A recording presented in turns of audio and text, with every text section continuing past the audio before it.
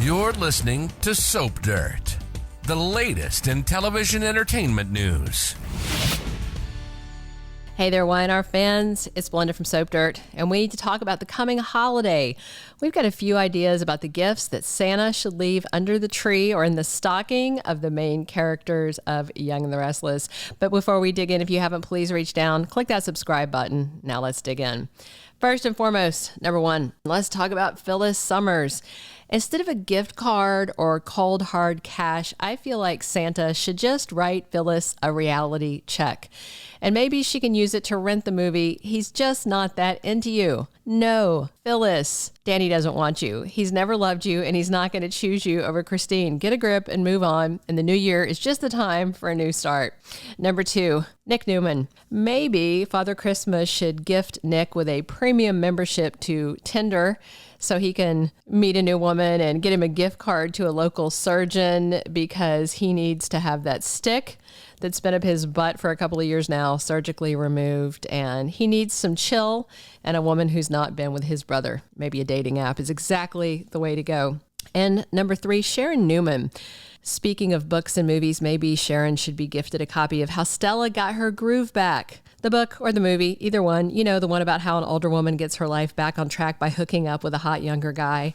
And now that Sharon's had a fling with Chance, I'd like to see her with a man who's, I don't know, more appropriate for her. Maybe Nick, maybe someone else. Heck, Nate's about to be single and he's eye candy.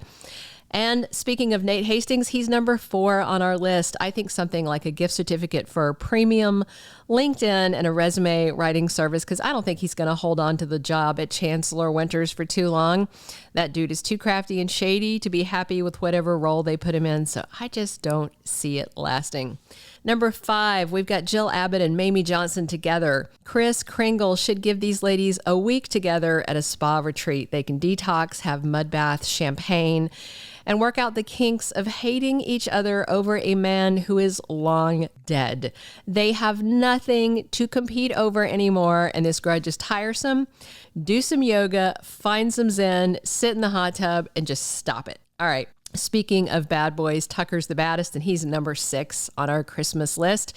Definitely on the naughty list. I think a giant lump of coal is a fitting gift, but I do love Tucker. So instead, maybe a mug that says world's best grandpa, even though it's not true.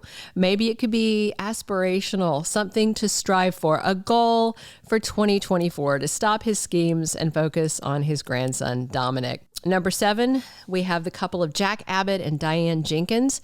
These two need a vacation in their stocking. They need to get out of town and enjoy a honeymoon. These newlyweds eloped, and then they had a renewal of vows that was pretty fancy, but they never got out of town to celebrate their love.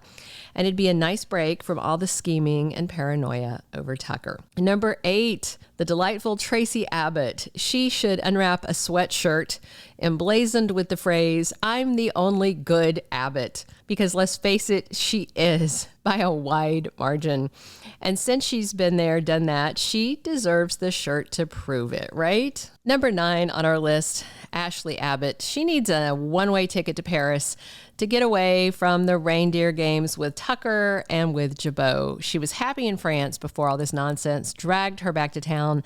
So let's see her jet off out of the fray, and maybe Tucker will chillax once she is out of Genoa City.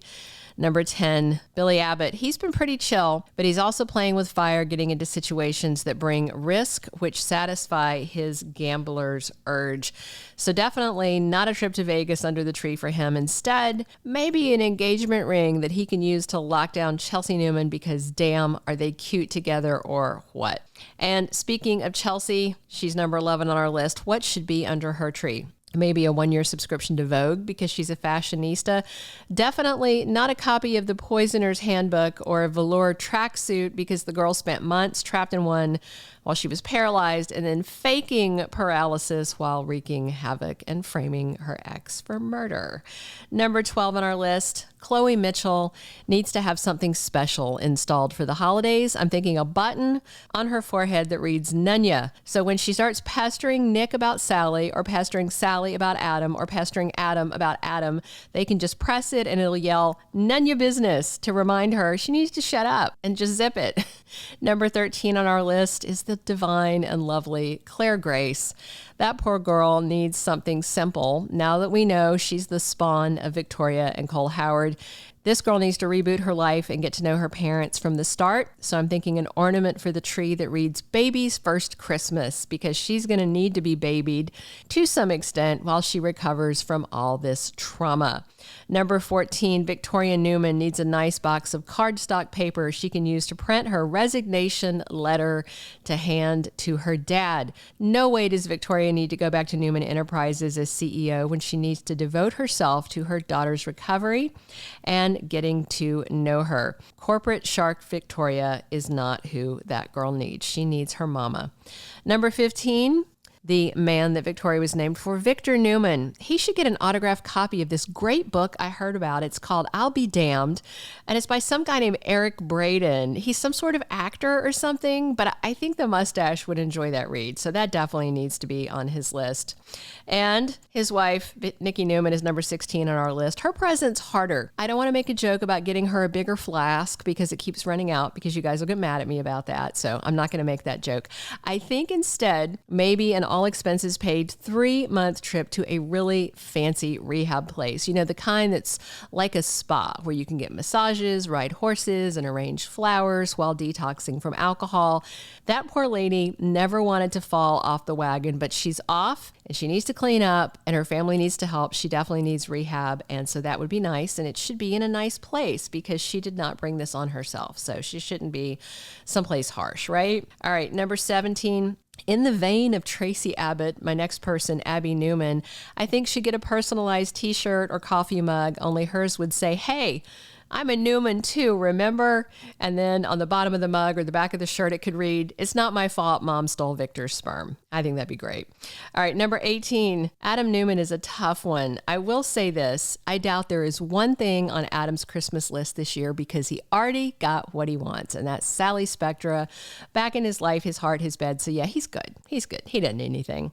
Number 19, though, his honey bunny, Sally Spectra, she needs Santa to work a Christmas miracle and find her an angel investor in her new design business to buy out Nick Newman so she's not beholden to him for anything ever again. That would be great. Then she could move on with her man, move on with her business, and forget the rebound that ended so roughly.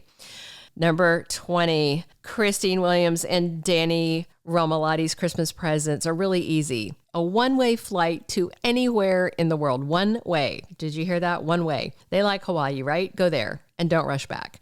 Very few people want to watch their resurrected, dusty romance. I wish them well, but I also wish them gone. Make it happen, Santa, please. Please, we've been so good. All right, number 21. Summer and Chance need something simple, like mistletoe, placed at the right place at the right time.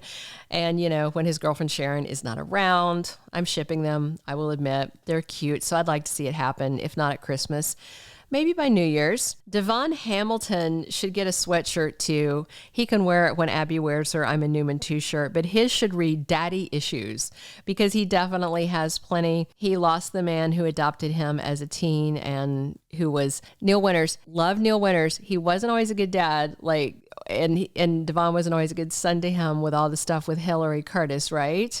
And now his troublesome bio dad Tucker is in town. So yeah, Devon's got daddy issues. Number 23, Heather Stevens. That woman needs a fridge magnet that reads "Sisters Before Misters" to remind her not to steal men from other women. And Daniel Romalotti needs the game of Clue because he needs a big one to realize what his ex is up to while his girlfriend is out of town.